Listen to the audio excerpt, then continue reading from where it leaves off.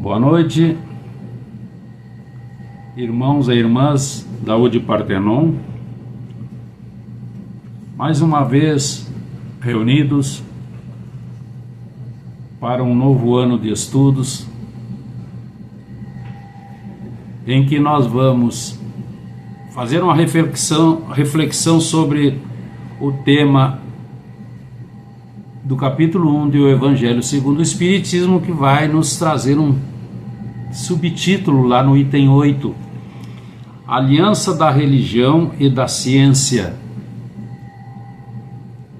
Essa aliança é necessária e ela deve ser harmônica. Nós encontramos no século XIX Albert Einstein, onde ele nos deixa escrito: a ciência sem religião é falha, a religião sem a ciência é cega. Mas na Idade Média, a estrutura do pensamento estava condicionada à chamada escolástica, que era um movimento filosófico religioso que submetia a razão à fé. Era conhecido como o juízo de Deus. Se levava a pessoa para que fosse enfrentar uma prova difícil, com risco de vida. Se ela se salvasse, seria a vontade de Deus. Então ela era inocente. E por aqui nós observamos a ingerência da igreja nas questões sociais, nas questões políticas, econômicas, que por qualquer desvio da ordem pré-estabelecida, as pessoas acabavam pagando com a própria vida por terem cometido o que a igreja chamava de heresia. E esse predomínio esteve presente desde a Idade Média até hoje, 4.000 a.C. até hoje. E nós vamos ver então um exemplo de incredulidade e intolerância. Numa tarde do ano 415 depois de Cristo, a ira dos cristãos abateu-se sobre uma mulher, Hipácia, nascida em Alexandria em 370. Ela era estudiosa da astronomia, física, matemática, filosofia. E devido aos seus estudos científicos, ela entendia que o universo seria regido por leis matemáticas, sendo então considerada herética pelos chefes cristãos da sua cidade. Quando ela regressava do Museu de Alexandria, onde ela trabalhava, ela foi atacada em plena rua por um grupo de cristãos enfurecidos que eram comandados pelo bispo Cirilo, que depois foi canonizado como São Cirilo. Foi levada para a igreja, cruelmente torturada, desencarnou, teve seu corpo esquartejado e queimado. Mas como tudo é dinâmico e a lei é de progresso, as coisas se modificam para o surgimento gradual da verdade. Em 1609, Galileu Galilei constrói o telescópio. E com isso muda radicalmente a visão do homem quanto ao universo e à própria vida. Mas o Santo Ofício não concordava, porque eles entendiam esse invento poderia revelar coisas inacessíveis a olho nu. E como eles eram os críticos da época, eles diziam que isso poderia ser mediação do demônio. E era uma forma de magia, não era ciência. Era, portanto, uma ilusão e proibido pelas normas editadas pela igreja. Porque naquela época dizia-se que a terra não se movia. Então surge um novo fato. O Sol é que não se movia. A Terra, sim, gravitava ao redor do astro-rei junto com toda a sua corte de planetas e luas. Então Copérnico, Kepler e Galileu, entre outros, estavam lentamente ajudando a transformar o mundo aparentemente visível. É o segundo exemplo. Em 1864, Allan Kardec, nesse referido capítulo 1, com o título Não Vim Destruir a Lei, ele nos escreve no item 8 que falamos há pouco: a ciência e a religião não puderam se entender até hoje, porque cada uma, examinando as coisas sob seu ponto de vista exclusivo, repeliam-se mutuamente. Seria preciso algo para preencher o vazio que as separava, um traço de união que as aproximasse. E o mestre Lyonês vai nos informar: esse traço de união está no conhecimento das leis que regem o mundo espiritual e suas relações com o mundo material, leis tão imutáveis como as que regem o movimento dos astros e a existência dos seres.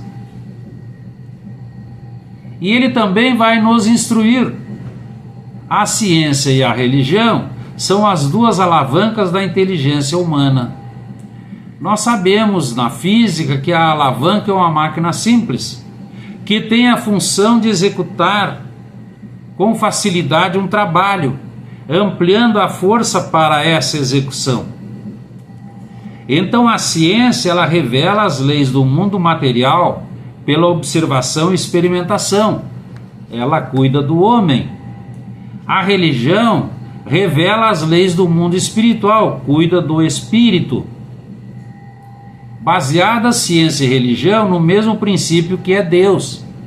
E a responsável por fazer esta ponte, essa ligação, de forma oficial, é a filosofia. Então, entre elas, ciência e religião, não existe nem separação nem contradição.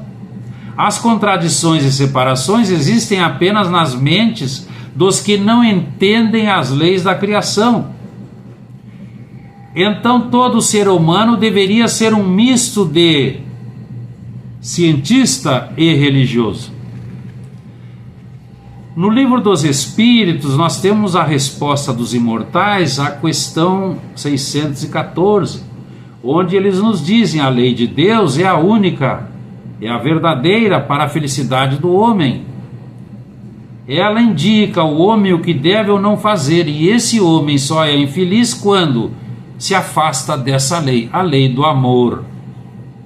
Como fazem parte da lei de Deus, o objetivo da ciência e da religião é trazer-nos felicidade, bem-estar, conforto e consequente paz. A obra de Chico Xavier antecipa a ciência. Exemplo, livro Evolução em Dois Mundos. O espírito André Luiz diz que, na esfera espiritual, o elétron é também partícula atômica que se separa. Como o livro é de 1958, é difícil imaginar que o médium tivesse conhecimento dos trabalhos de física teórica desenvolvidos em 1969, 11 anos depois.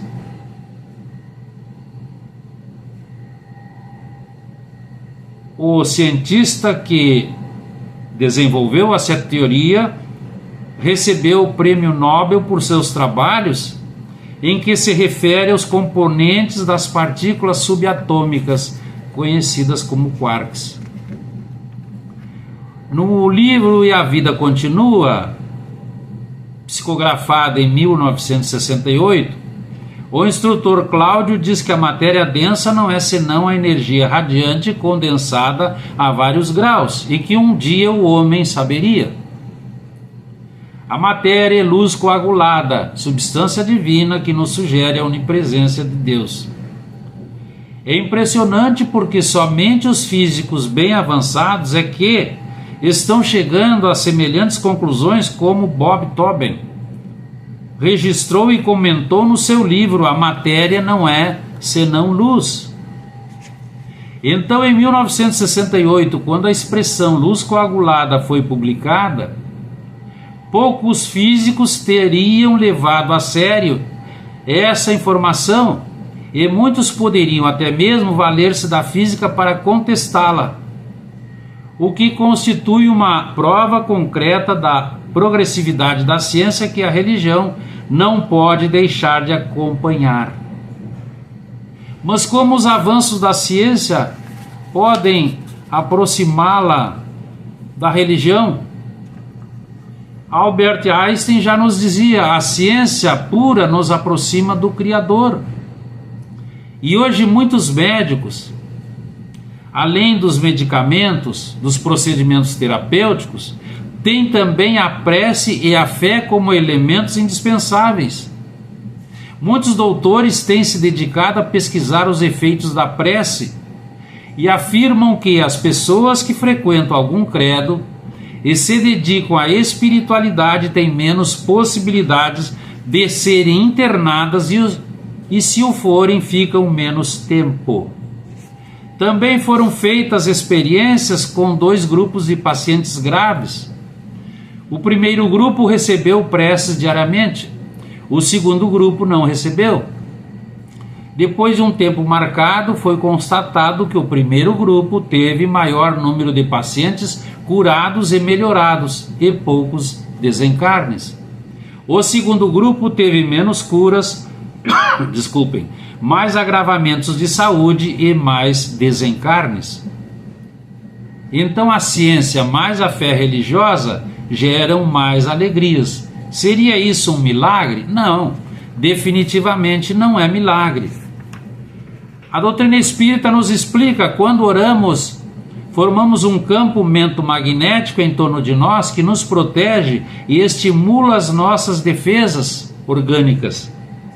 Este campo eletromagnético, que nós usamos pela nossa vontade, é dirigido pelos nossos pensamentos a outra pessoa a quem queremos beneficiar, e ela é envolvida carinhosamente, promovendo também a ativação dos recursos de restabelecimento da saúde, saúde orgânica, saúde emocional e saúde espiritual. Então nós temos muitos exemplos na medicina. 232 pacientes foram estudados após cirurgia do coração e mostrou um percentual de cura dos pacientes religiosos 3 vezes superior ao dos que não manifestavam interesse pela religião. Na universidade, pesquisa com 50 universitários revelou que o otimismo fortalece o sistema imunológico ou pelo menos reduz os efeitos do estresse. Fizeram uma pesquisa com 12 mil meninos agressivos e ficou demonstrado que a principal causa da agressividade era a falta de amor. Uma pesquisa realizada com aqueles que se irritam intensamente e com frequência tem 3 vezes mais probabilidades de sofrer um infarto do que os indivíduos calmos. Segundo estudos médicos, a influência do mau humor desencadeia doenças cardiovasculares. Essas pesquisas foram feitas de fevereiro de 1996 a junho de 2005. Segundo pesquisas em saúde, a fé faz bem ao espírito e ao corpo físico e pode até mesmo prolongar a vida das pessoas, porque os indivíduos que professam uma religião vivem mais que os descrentes, porque a fé racional favorece um comportamento mais saudável, em que a tendência às viciações é sensivelmente menor. Então nós precisamos recordar: os tempos são chegados.